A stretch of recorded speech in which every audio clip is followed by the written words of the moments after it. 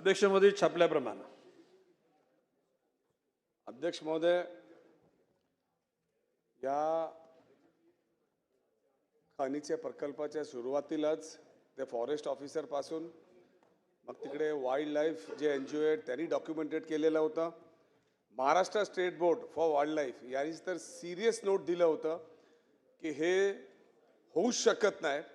तरी त्यांनी 3 मेंबर लोकांची कमिटी स्थापित केली आणि कमिटी स्थापित केल्यानंतर त्यांनी व्यवस्थित आणि एवढं सिरियस नोट दिलं की mining will be irreversible environmental damage. आणि हे असताना सुद्धा या प्रकल्पाला त्याला मान्यता देण्यात आली. अध्यक्ष महोदय, माझा स्पेसिफिक प्रश्न हे आहे, कारण आपल्याला माहिती आहे की या महाराष्ट्रामध्ये बरेच वेळा जे सभागृहात तहकूब करण्यात आला त्यामध्ये नोटही करण्यात आली की हे जर याला मान्यता दिली तर वाघमध्ये आणि माणसामध्ये कॉन्फ्लिक्ट जास्त वाढणार. Since you are a animal lover, I expect lot of thing from you in this case at least. माझा पहिला प्रश्न मंत्री महोदयांना की एवढं सगळं असताना, सगळं एन्व्हायरमेंटचा विरोध असताना, NGOचा विरोध असताना, फॉरेस्ट ऑफिसर सगळं म्हणजे बेसिकली आपल्या बळावरती आपण एन्व्हायरमेंटला उद्ध्वस्त करून फ्युचर जनरेशनला आपण काय देणार आहे. म्हणून पहिला स्पेसिफिक प्रश्न आहे की आपण हे रद्द करणार का हे. आणि दुसरा म्हणजे हे प्रकल्प झाल्यानंतर 12-12, 15-15 वाघ एका वर्षामध्ये गेलेले आहेत, मारण्यात आलेले आहेत, पॉज झालेले आहेत. आणि एक आठवड्यामध्ये 4-4 वाघ जे आहेत ना त्याला मारण्यात आलेलं आहे किंवा पॉज झालेले आहेत. तर हे सगळे वाघ जे मारण्यात आलेले त्याची सविस्तर आपण चौकशी करणार का. हे 2 स्पेसिफिक प्रश्न आपल्याकडे. अध्यक्ष महोदय, एकूणच देशातील विविध वन विभागाच्या अंतर्गत भूगर्भामध्ये कसल्या प्रकारचं खनिज आहेत याचा शोध घेतल्यानंतर चंद्रपूर वनवृत्तातील ब्रह्मपुरी विभागामध्ये अशा ठिकाणीची जागा की ज्या ठिकाणी खनिज आहेत आणि म्हणून त्या खनिजाच्या परिसरातील Sunflag iron and steel core limited या कंपनीने अर्ज केला. त्याने अर्ज केला म्हणजे त्यांना जागा अलॉट झालेली नाही. सदर प्रकल्पाकरता वन संरक्षण अधिनियम 1980 अंतर्गत केंद्र शासनाची वन मंजुरी व वन्यजीव मंजुरीची आवश्यकता आहे. सदर मंजुरी घेण्याची प्रक्रिया सुरू आहे. तथापि सदर प्रकल्पाला वन जमीन वळती करण्यात आलेली नाही. 16/10/2023 रोजी संपन्न झालेल्या राज्य वन्यजीव मंडळाच्या 22व्या बैठकीमध्ये देण्यात आलेल्या निर्देशानुसार त्रिसदस्य समिती गठीत करण्यात आली. त्या सदस्यामध्ये आपल्या माहिती करता प्रविन्सीय परदेशी सदस्य राज्य वनजीव मंडळ, मुख्य वन संरक्षक प्रादेशिक चंद्रपूर आणि श्रीमती पूनम धनवटे सदस्य राज्य वन्यजीव मंडळ.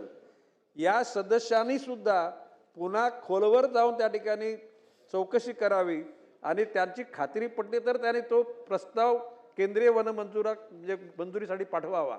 तो पाठवण्यात आलेला नाही. आणि त्यातल्या त्यात आता असं झालं की काल परवाच या सदर प्रकरणी उच्च न्यायालयामध्ये खंडपीठ नागपूर यांनी 23/2/2026 रोजी सुमोटो PIL क्रमांक 7/2026 व PIL क्रमांक 14/2026 या 2 याचिका दाखल करून घेतलेल्या आहेत. सुनावणी प्रलंबित आहे. आणि जर का मान्य न्यायालयाने सांगितलं की ह्या करायच्या नाहीत तर प्रश्न संपुट देणार आहे. कुठल्याही प्रकारे वन खात्याने त्या ठिकाणी संमती दिलेली नाही, त्यांना ताबा दिलेला नाही. हे महाराष्ट्र वन विभागाच्या अंतर्गत असलेली बाब केंद्रीय वन मंत्रालयाकडे जाईल. त्यांच्याकडून तज्ज्ञ लोकांकडून त्याच्यावर निश्चितपणे अभ्यास केल्यानंतर त्यांची खात्री जर पटली की वन्यजीवाला त्रास होणार नाही किंवा वनाची हानी होणार नाही तरच या परवानग्या देण्यात येतील. आणि आता तर ही बाब न्यायालयाच्या अधीन गेलेली आहे. माननीय न्यायालयाकडून जो निर्णय येईल त्याचं बंद निश्चितपणे पाळलं जाईल. नितीन राऊतजी बोला. नितीन राऊतजी. अध्यक्ष महोदय, वडट्टीवार साहेब जरा 1 मिनिट जरा त्यांचे वाघ जरा वाघाचा प्रश्न आहे. वाघांच्या बाबतीमध्ये सन्माननीय सदस्य अस्लम शेख यांनी जी माहिती दिलेली आहे ही बाब तपासून बघितली जाईल आणि जर त्या ठिकाणी कोणी जर दिरंगाई किंवा काय निष्काळजीपणा केला असेल त्यांच्यावर कारवाई केली जाईल.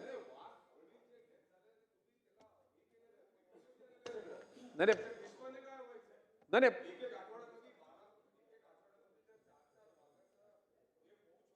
मारणं करत येत असेल तर कुठे त्याकरता वन विभागाची यंत्रणा सतर्क आहे अशा पोचर लोकांना पकडलेले आहेत, ज्यांचं आंतरराष्ट्रीय कनेक्शन आहे, अशा लोकांना सुद्धा अटक करण्यात आलेली आहे. आपल्याकडे जर स्पेसिफिक माहिती असेल तर तुम्ही मला द्या, निश्चितपणे त्या लोकांच्यावर कारवाई करण्याचे आदेश केले जातील. हे काय चाललंय अध्यक्ष महोदय? बरोबर आहे ना? नाही, आजवर ठीक आहे, बसा आता. आजवर ज्या ज्या ठिकाणी वाघाची शिकार ज्या लोकांनी केलेली आहे, असे स्थानिक आणि राष्ट्र स्तरातले आणि आंतरराष्ट्रीय स्तरातल्या लोकांचा ट्रॅक लावलेला आहे आणि त्या अनुषंगानं वन खातं सतर्क आहे. अध्यक्ष महोदय, ताडोबा अंधारी व्याघ्र प्रकल्प हा केवळ महाराष्ट्राचाच नव्हे तर देशाचा अभिमान आहे. राज्यातील सर्वाधिक वाघ घनता असलेला हा परिसर आहे. जगातनं लोक त्या ठिकाणी वाघाला बघायला त्या ठिकाणी येत असतात आणि अशा वेळेला चंद्रपूर, गोंदिया आणि भंडारा जिल्ह्यांना जोडणारा हा नैसर्गिक भ्रमण मार्ग म्हणजे वाघांसह असंख्य वनजीवांसाठी जीवनरेषा आहे. आणि या ठिकाणी जे मात्र सरकारनं या ठिकाणी आज घाव घालण्याचा प्रयत्न या ठिकाणी केलेला आहे. उत्तरामध्ये या ठिकाणी अध्यक्ष महोदय, मंत्री महोदय सांगतात की पुढील कारवाईसाठी राष्ट्रीय वन्यजीव मंडळाकडे शिफारस करण्यात आली आहे आणि या ठिकाणी सांगतायत की कोर्टामध्ये मॅटर आहे, त्यामुळे अजून त्याच्यावर कारवाई झालेली नाही. माझं या ठिकाणी स्पेसिफिक काही प्रश्न आहेत अध्यक्ष महोदय, की ताडोबा, अंधारी आणि नवेगाव, नागझिरा या व्याघ्र प्रकल्पांना जोडणारा कॉरिडॉर मध्ये हा प्रकल्प येत आहे. राज्य वन्यजीव मंडळाच्या स्थायी समितीने 24 जानेवारी 2024 रोजी याला स्पष्ट नकार दिला असताना केवळ एका वर्षात असे कोणते दिवे लागले गेले की या विनाशकारी प्रकल्पाची शिफारस राष्ट्रीय मंडळाकडे करण्यात आली? वाघाचा मार्ग रोखून सरकारला नक्की कोणाचे खिसे भरायचे आहेत अध्यक्ष महोदय? या ठिकाणी मंत्री महोदय आपल्या उत्तरात मंत्री महोदयांनी सांगितलं अध्यक्ष महोदय की यातून स्थानिकांना रोजगार मिळेल. संपतोय, प्रश्न विचारा. पण उत्तर कधी वस्तुस्थिती घेणार? प्रश्नच विचार, वस्तुस्थिती प्रश्नाचाच आहे ना सर अध्यक्ष उत्तर महोदय. कधी घेणार? वस्तुस्थिती ही आहे की केवळ 32 कायमस्वरूपी नोकऱ्या मिळणार आहेत. 32 नोकऱ्यांसाठी लाखो झाडांची कत्तल आणि वनजीवांचा अधिवास नष्ट करणे हा कोणता न्याय आहे अध्यक्ष महोदय? अहो, उत्तर घेऊया की आता 1 मिनिट राहिलंय. त्यामुळं मला या ठिकाणी प्रश्न विचारायचे अध्यक्ष महोदय की स्थानिक नागरिक, वन्यजीव प्रेमी व स्वतः राज्य वन्यजीव मंडळाचे 3 तज्ञ सदस्य राऊत साहेब, विरोध तुम्हाला करत फक्त असताना प्रश्न विचारायचा, उत्तर घ्यायचंच नाहीये का? या 1 ठिकाणी मिनिट राहिला नाहीये. द्या ना अध्यक्ष महोदय, उत्तर द्या. सन्माननीय काय अध्यक्ष अडचण नाही. महोदय, सन्माननीय सदस्य नितीनजी राऊत यांनी जी बाब मांडली ती खरं आहे. मी पण काही शेकड्या लोकांना नोकरी लागण्याकरता मोठ्या विस्तृत असलेल्या वनश्रीचा नाश करणं हे अनुचित आहे आणि म्हणून या ठिकाणी राज्य समितीनं केंद्र समितीकडे शिफारस करताना या अशा गोष्टीचा नाश होणार नाही याची तुम्ही दक्षता घेऊन त्या गोष्टी ठीक करा आहे. असं सांगितलेलं आहे. बोला, आदित्य ठाकरे बोला. त्यांना देऊ. अध्यक्ष महोदय, हे स्टेट वाईल्ड लाईफ बोर्डमध्ये जेव्हा प्रश्न आला होता तेव्हा वाईल्ड लाईफ बोर्डच्या ज्या काही सूचना होत्या त्याच्या विरोधात होत्या. मी मंत्री महोदयांना विचारू इच्छितो की आपण हा प्रोजेक्ट इथे थांबवाल का, नॅशनल वाईल्ड लाईफ बोर्डकडे जरी पाठवलं असेल तरी? कारण याच्यात एकच गोष्ट महत्त्वाची आहे की जो TOR दिला होता तो TOR डिसेंबरमध्ये रद्द झालेला आहे, एक्सपायर झालेला आहे. त्याच्यासाठी माझी विनंती आहे आपल्याकडे की हा प्रोजेक्ट स्थगित करून एन्व्हायरमेंटल प्रश्न इम्पॅक्ट असेसमेंट उत्तराचा परत एकदा तास हे विचारा. उत्तर मिळेल तोपर्यंत वाढवण्यात येत आहे. बोला. माननीय अध्यक्ष महोदय, हो दे.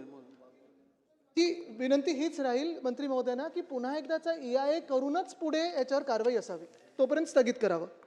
सन्माननीय अध्यक्ष महोदय, सन्मान्य सदस्य आदित्य ठाकरे यांनी हा जो प्रश्न विचारलेला आहे, बाब असे की राज्य सरकारच्या स्तरावर याला मान्यता देण्यात आलेली नाही.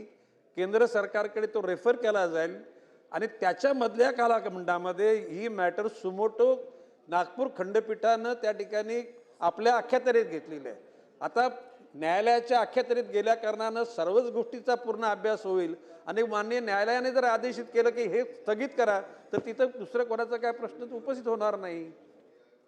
पण मंत्री महोदय, एका गोष्टीची जाणीव आपल्या सगळ्यांनाच असायला पाहिजे. आपण प्रत्येक वेळेला न्यायालयाकडे एखादी बाब न्यायप्रविष्ट असल्यामुळे त्यावरती निर्णय घेत नाही किंवा बोलत नाही, हे काय संपूर्णपणे योग्य नाही. कारण शेवटी कार्यकारी मंडळाचं काम आहे पॉलिसी मॅटर्स बनवणं. जोपर्यंत अशा पॉलिसी मॅटरवरती कुठच्याही प्रकारची स्थगिती आली नसेल तोपर्यंत पॉलिसी पॅरालिसिस करायची काय गरज नाही आहे.